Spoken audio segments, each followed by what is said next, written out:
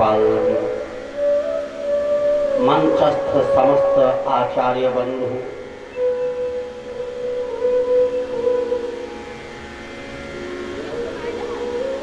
अपनी संगीतामृत से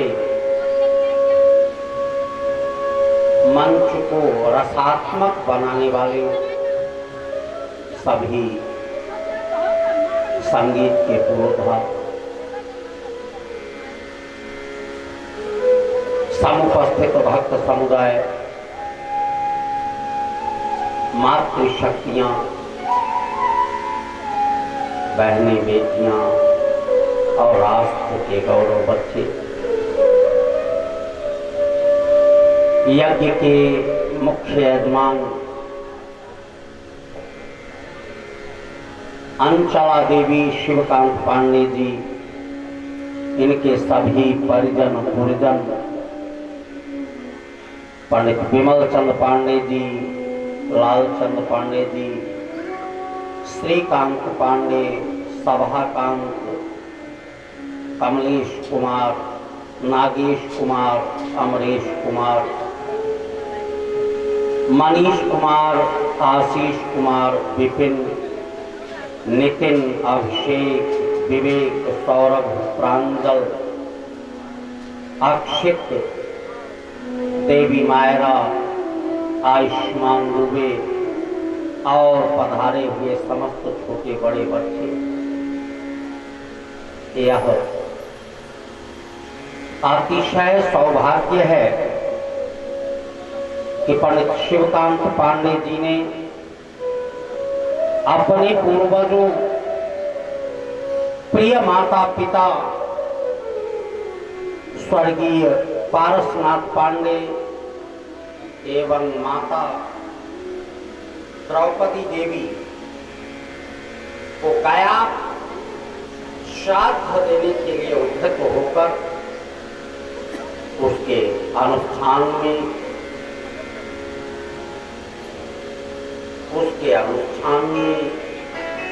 श्रीमद्भागवत कथा का आयोजन किया है।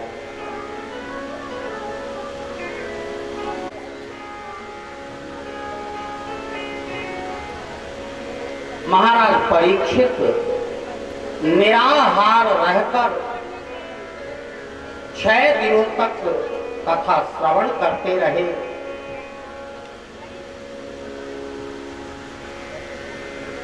जब उनकी बाल लीलाओं के बाद आरास का वर्णन हुआ, सुखदेव जी ने उन्हें स्मरण कराया, राजन, आरास केवल गलबहियां डालकर नाचना नहीं है। आरास का तात्पर्य है दो जुड़ाव। जब कोई आत्मा परमात्मा से जुड़ती है, इसी का नाम है रास। गोपियां भगवान श्री कृष्ण की वंशी श्रवण करके रास मंडल में आती हैं।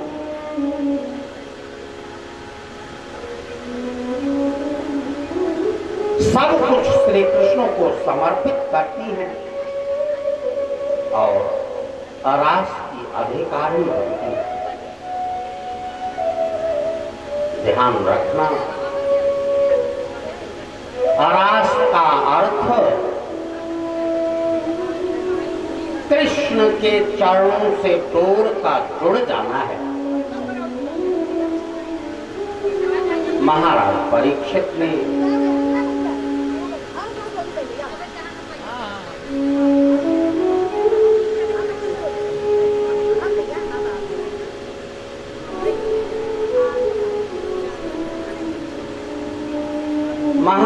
परीक्षित ने सुखदेव जी से निवेदन किया, गुरुदेव, आरास के बाद क्या हुआ? पर ब्रह्म परमात्मा पितासि लोकेषु चराचरस्य, भगवान श्री कृष्ण ने कौन सी लीला की? सुखदेव जी कहते राजन, आगे की कृष्ण लीला श्रवण करने से पहले कुछ क्षण भगवान नाम का आश्रय, पुनः कथामृत का पान। सभी बोले, सभी बोले। श्री कृष्ण गोविंद हरे मुरारे, हे नाथ नारायण वासुदेव। श्री कृष्ण गोविंद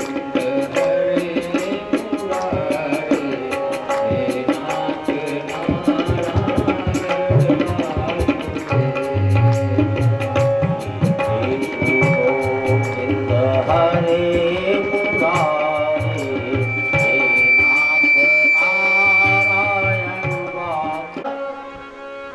हे नाथ ना पूर्वं चापि न परः, पूर्वापरं बहिश्चान्तर, मूतो यच्च जगत्सना। वह श्री कृष्ण न चांतर न बहिर्यस्य, जो न अंदर है न बाहर है, जो अंदर भी है बाहर भी है, जिसका न तो अंतर कुछ है न बही कुछ है, और जिसका सब कुछ अंतर है और सब कुछ बही ही है, ऐसे भगवान श्री कृष्ण को हम प्रणाम करते हैं। सुखदेव जी कहते राजन, एक एक करके सभी दैत्य आते और भगवान श्री कृष्ण सबका उद्धार करते। आज नारद जी को चिंता हुई, क्योंकि भगवान श्री कृष्ण 11 वर्ष 50 दिन के हो गए और द्रोण और धारा ने भगवान से यही वरदान मांगा था कि 11 वर्ष 56 दिनों तक हम आपकी बाल लीला का दर्शन करें। और आज 50 दिन बीत गए। नारद जी घूमते घूमते कंस की दरबार में आए।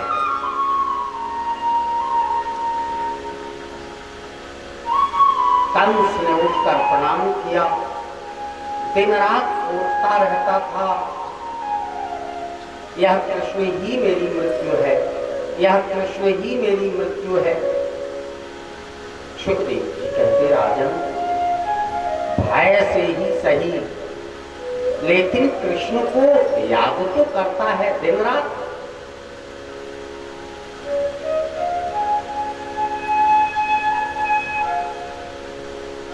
सुखदेव जी कहते राजन, नारद जी ने पूछा, मथुरा नरेश, आपका मन मलिन क्यों है? आप दुखी क्यों हैं? सुखदेव जी कहते राजन, मथुरा नरेश ने कहा, गुरुदेव आप तो जानते हैं, जब से वो बालिका ये कहकर गई है कि हमारा शत्रु, हमारा काल इस ब्रजमंडल 84 कोस में कहीं पैदा हो गया है, तब से ही मुझे चिंताएं बढ़ती जा रही हैं। आप जानते हैं, एक एक करके हमने सारे दैत्यों को भेजा। सारी दैत्य संपदा को हमने लगा दिया। पूतना, सकटासुर, तृणावर्त, बकासुर, आघासुर, प्रलंबासुर, धेनुकासुर, जितने भी असुर हमने भेजे, उस नंद के छोरा ने सबका उद्धार कर दिया। नारद जी को मौका लगा, इसीलिए तो आए भी थे। उन्होंने कहा, राजन, मेरी समझ में ये नहीं आता, एक एक कर आपने क्यों भेजा? अरे कृष्ण और बलराम को यहीं बुला लेते और अपनी सारी शक्तियों को समेटकर एक संग मुकाबला कर लेते, बात बन जाती। कंस ने कहा, महाराज ये बात तो मन में आई नहीं। जब ये कई बार भेजकर पता चल गया कि वो एक पर भारी है, तो एक एक क्यों भेजे, यहीं बुला ले। कंस ने कहा, लेकिन क्या यशोदा कान्हा और बलराम को यहां आने देगी? नारद जी ने कहा, क्यों, इसमें क्या अड़चन है? क्या बच्चे ननिहाल नहीं जाते? कोई बहाना बनाओ आप। देखो, जब पुनौरा का मेला हो जाए तो सारे नात रिश्तेदार अगल बगल से अपने आप चले आते हैं कि कल पुनौरा का मेला देखेंगे और अंचला देवी की तरह बढ़िया ताजी जलेबियां खा लेंगे और फिर लौट आएंगे पी पा करते हुए, कुछ खरीद कर रास्ते से गुजरते। आपने सुना भी होगा, कभी कभी तो विचित्र आवाज वाले यंत्र भी बिकते हैं। अब की बार का सुपर हिट खिलौना था ट्रेन की आवाज वाला भोपू। कोई चला जा रहा हो और उसके पीछे से अगर बजा दिया तो वो साइकिल से तो गिर जाएगा और बच्चे उसको खूब खरीदेंगे। तो राजन, कोई मेला ठेला का आयोजन तो आप करें। कंस ने अपनी स्वीकृति जताई। बोले, राजन, मुझे विलंब हो रहा है, अब हम चलते हैं श्रीमन नारायण। और नारद जी वहां से चल पड़े, अपना काम कर गए। अब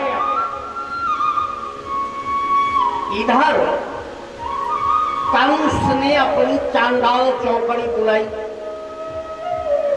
सबसे पूछा क्या किया जाए। उसमें अक्रूर जी ने एक सूचना दी, देखो,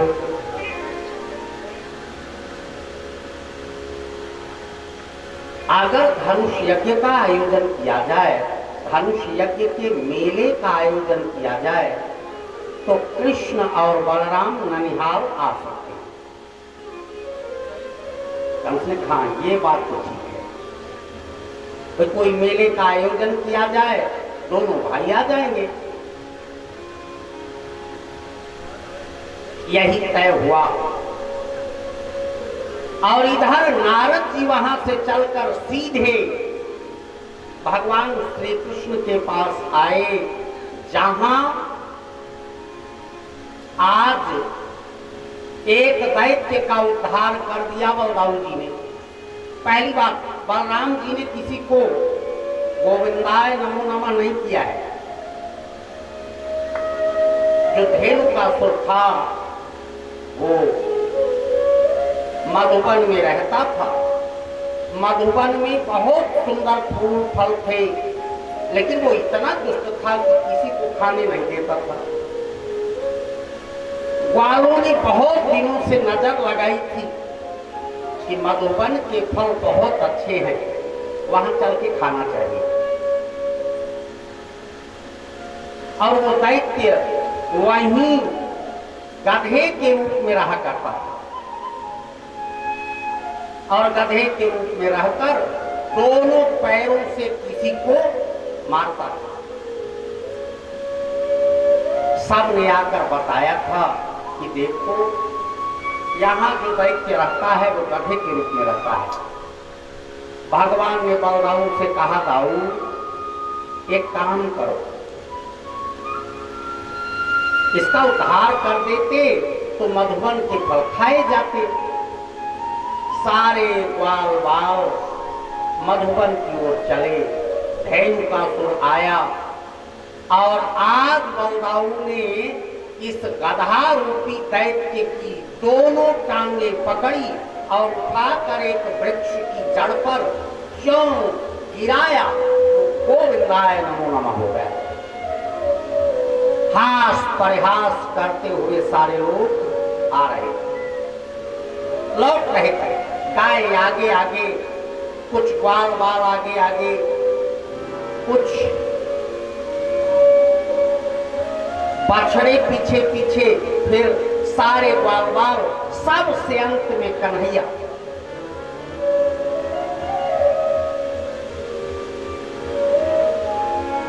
गायों के खुर से उड़ने वाली धूल कन्हैया के केशों पर लगी थी। बहुत सुंदर दृश्य था। सुखदेव जी कहते, राजन नारद जी पहुंचे, एकदम पीछे से प्रभु प्रणाम,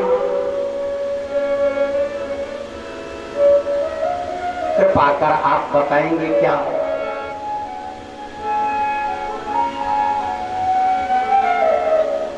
कंस का उद्धार कब करेंगे?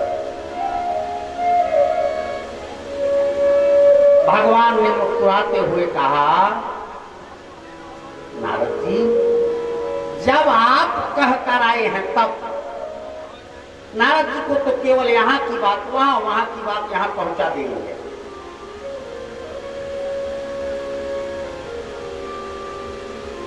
उन्होंने कहा, नारद जी जब आप कह कर आए हो तब। भगवान ने 11 वर्ष 56वें दिन कंस का उद्धार किया था। 11 वर्ष 56वें दिन, आज 50वां दिन था। बहुत कठिन कार्य था। सुखदेव जी कहते, राजन नारद जी तो चले गए, इधर केशव अपने बड़े भाई बलदाऊ के संग आ गए। आने के बाद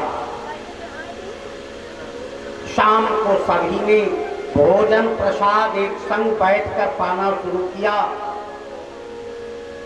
कन्हैया की अपनी अलग मस्ती। उसने कहा, यशोदा माई आज बलदाऊ ने एक बहुत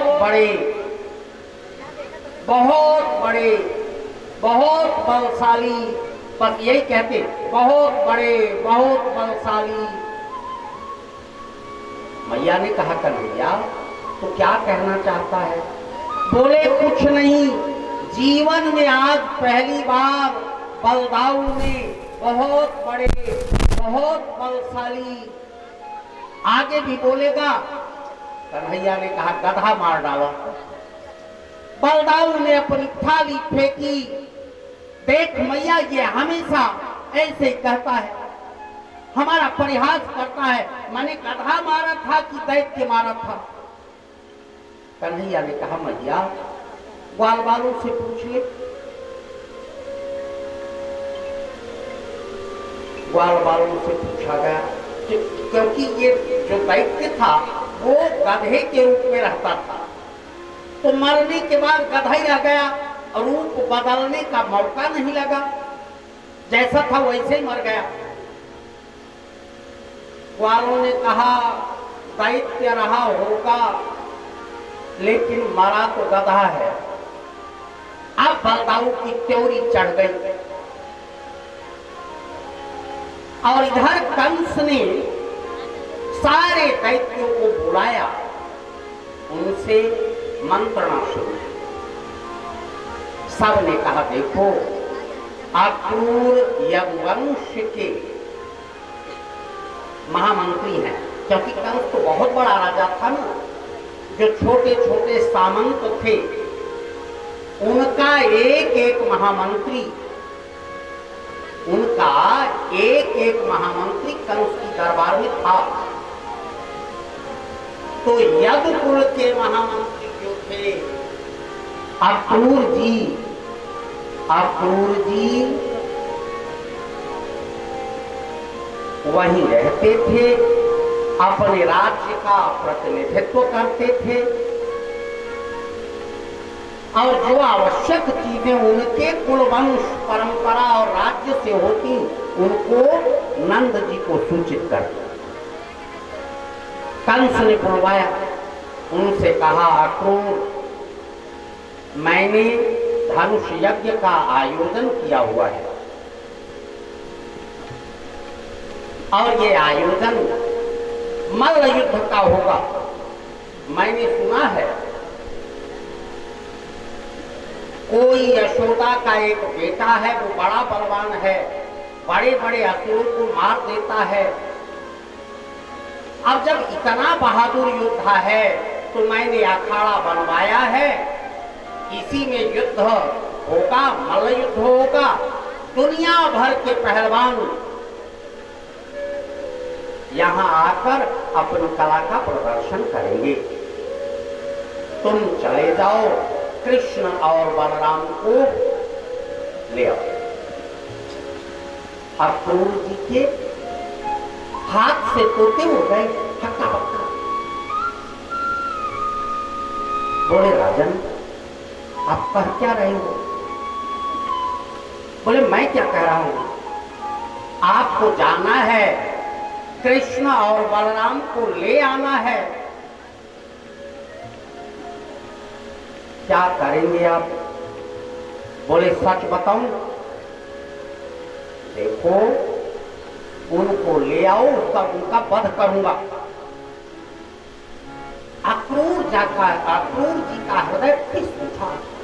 क्या अपने कुल के दीपक को बुझाने का कार्य मेरा ही है? मैं ऐसा कदाप नहीं करूंगा। कंस ने कहा नहीं करोगे तो सारी सेनाएं लगाकर अभी गोकुल को और वृंदावन को नष्ट कर दूंगा। अक्रूर जी जानते थे कि ये दुष्ट है, कर सकता है, कम से कम आने जाने में 2-3 दिन का समय तो बिताएंगे, इसके बीच परमात्मा हो सकता है कोई राह बना दे।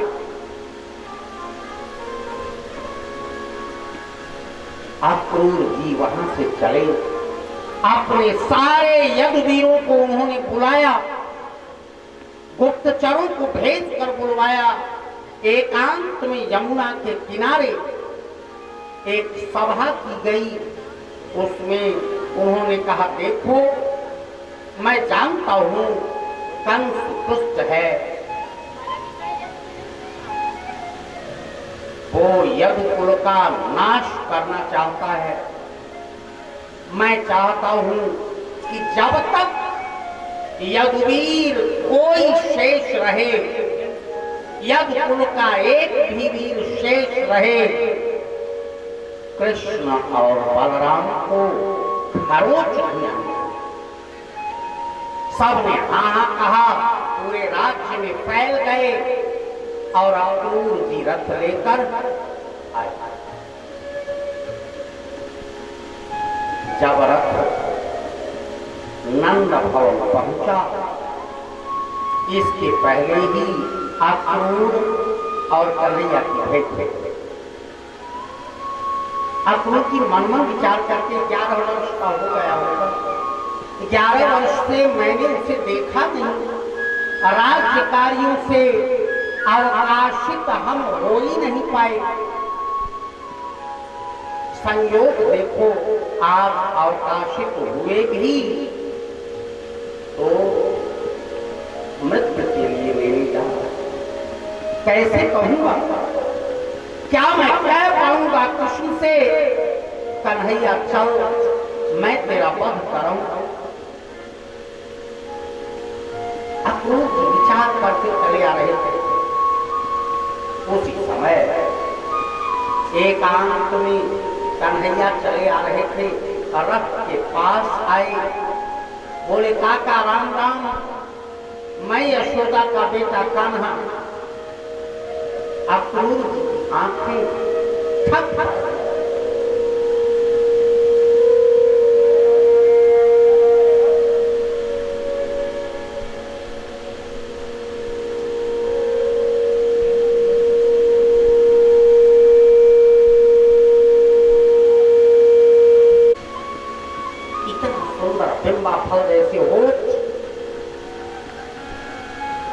देखते रह गए। लाला, तूने मुझे कभी देखा नहीं था, तुम्हें कभी नहीं देखा था, कैसे तुमको पता चला कि मैं हूं? बोले काका, आप मेरे बाबा नंद से मिलते हैं, इसलिए मैंने पहचाना कि आप मेरे काका हैं। कहाँ आए सब आंखों से आंख छलक आई। लाला, तुम्हें लेने आया हूं, धनुष यज्ञ का आयोजन है, और यह भी जानते रहो कि जो दुष्ट कंस है वो तेरा वध करेगा। बोले काका, ये कुछ कहने की आवश्यकता नहीं है, आपको ये सब नहीं कहना है, केवल आप चलो। इधर अक्रूर जी एकदम पहले ही आए। यहां चर्चा हुई, नंद जी ने पहली ही बात में मना कर दिया, नहीं नहीं, कन्हैया कहीं नहीं जाएगा, वृंदावन को छोड़कर ये कहीं नहीं जाएगा, बलदाऊ कहीं नहीं जाएगा।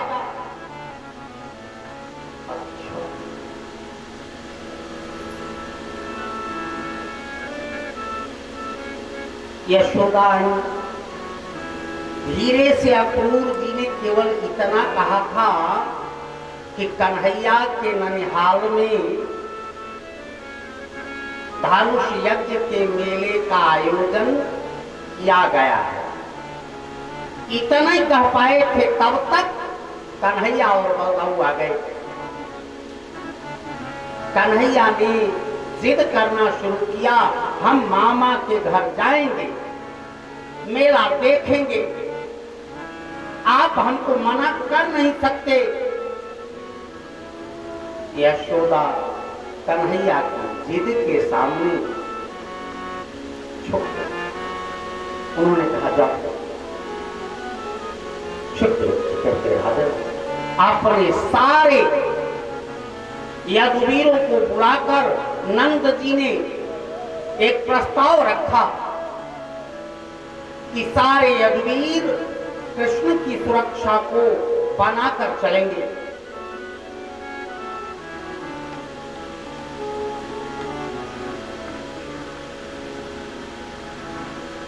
तैयारी शुरू हुई, और जब तैयारी शुरू हुई, जैसे तैसे यशोदा माई ने कन्हैया को तैयार किया। कन्हैया ने कहा, बाबा मेरे बाल गोपाल भी चलेंगे, श्रीदामा, मधुमंगल, ये जो मेरी मित्र मंडली है ग्वालों वाली, ये भी चलेगी। बाबा ने कहा, ठीक है, सुबह सुबह चल दो ताकि सूर्यास्त के पहले पहुंच जाएं। चल पड़े।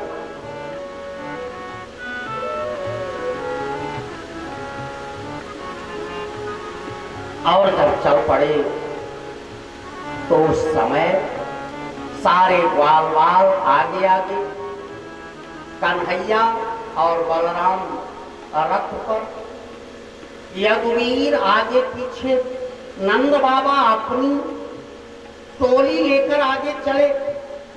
सब ने अपनी लाठियां ले रखी थी।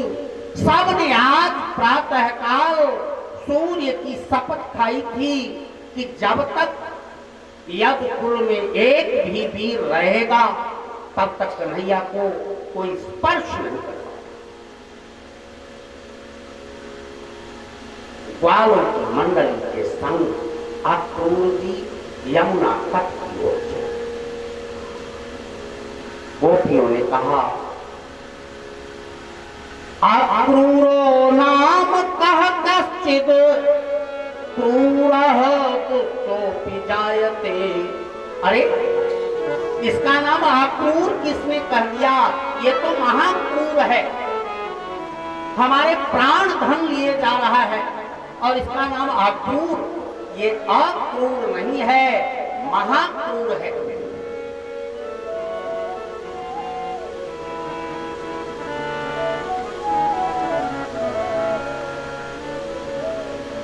गोपियों के पास गोपियों ने जैसे तैसे कन्हैया का रथ आगे बढ़ा। सबसे एकांत में राधा रानी एक आम्र वृक्ष के नीचे शांत भाव से आंखें बंद करके बैठे। कन्हैया ने कहा, रथ रोको। अक्रूर जी ने रथ रोका। सबकी आंखों से आंसू झड़ रहे थे। राधिका जी के पास गई। जाने के बाद कृष्ण ने बताया, राधे अब मैं यहां से जाऊंगा, मेरा कर्म पथ मुझे बुला रहा है, लेकिन वह प्रेम जो तूने मुझे दिया है उसको कभी मैं भूलूंगा नहीं। राधा ने कुछ नहीं। राधा जी निसाई हुई थी। कृष्ण ने मनाया। एक बार कृष्ण से रिसाई गई राधा जो, और भी रिसाती गई कृष्ण के मनाने से। हारी हारी सखियां बिचारी मन मारी बैठी। कृष्ण ने सुनाया ऐसी बंशी की तान से। जानता हूँ राधा तो चाहती है आधा मुझे, काली दह में डूब कर काला हो जाने से। आस भरी राधिका ने हंस के उठाई आंख, छूट गयो मांख एक बार मुस्कुराने से। जो कृष्ण ने कहा, राधिका मैं जानता हूँ तू मुझे तब से आधा चाहने लगी है जब मैं काली दह में कूदा और काला हो गया, तब से तू मुझे आधा चाहने लगी है। राधिका जी मुस्कुराई, आंखें उठाकर देखा, सारा माख दूर हो गया। और राधा ने कहा, गर्ग संहिता का श्लोक, कर्म पथे निबंधना जाता,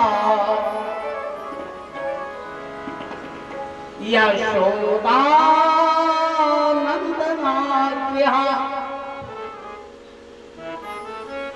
यशोदा के पुत्र ये राधा अपने प्राण को दे सकती है, लेकिन कभी भी कर्म पथ का बंधन नहीं बन सकती। इसलिए तुम अपने कर्म पथ पर चल। रथ दो चार आदमी चला हुआ और ये सारा दृश्य यशोदा रानी देख रही अपने खिड़की से। अचानक जो रथ आगे बढ़ा, दौड़ी, चिल्लाई, रथ रोको, रथ रोको, रथ रोको। अक्रूर जी के हाथ से लगाम अपने आप खींच गई।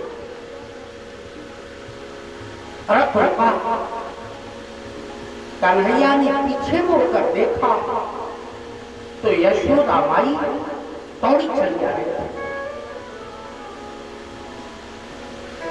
कन्हैया ने कहा रोको रथ। कन्हैया नीचे कूदा और कूद कर दौड़ते हुए यशोदा जी से लिपट कर उनके आंचल से अपना मुंह ढक लिया।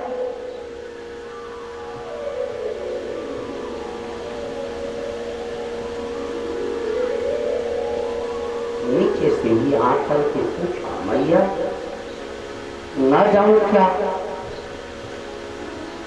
यशोदा रानी ने कहा, कहा मैं कैसे कहूं,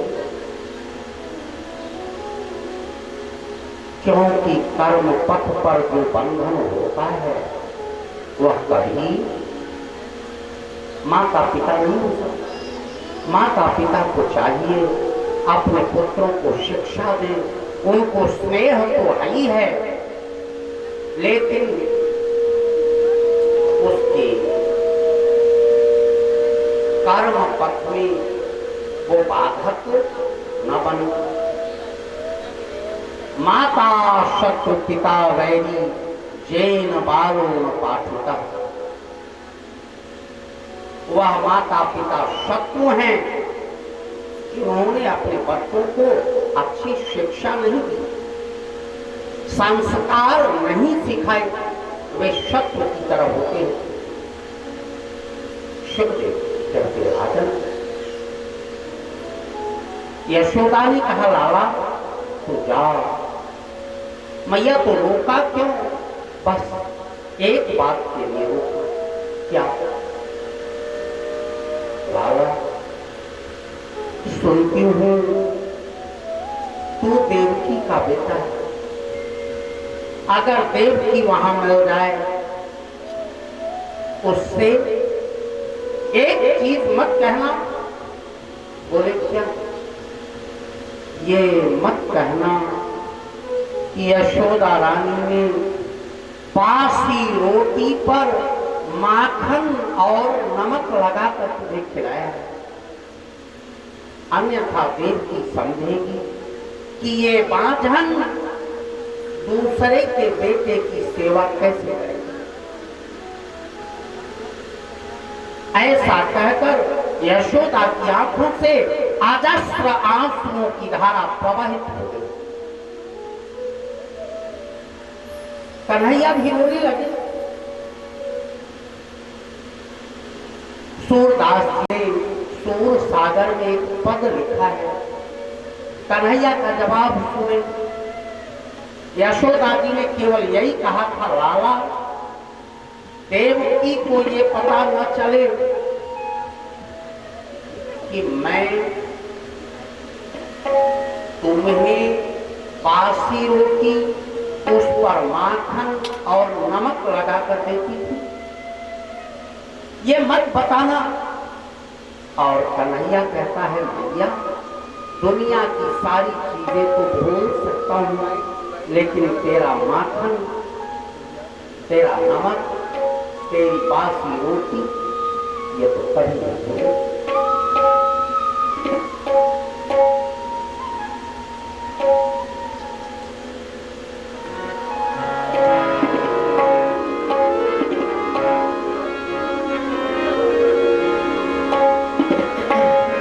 कन्हैया बोला,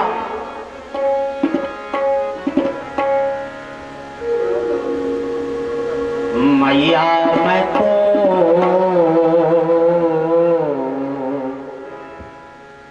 भूलूं न माखन लोना,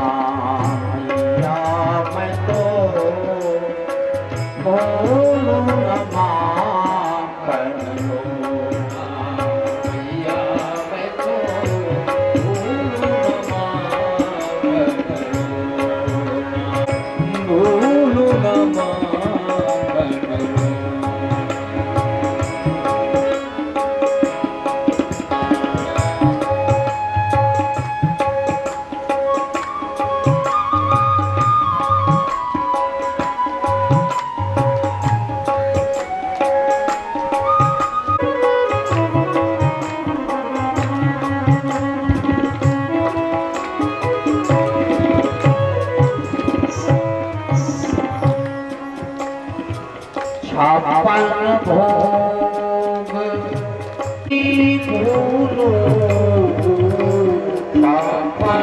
भोग भले ही भूलूं।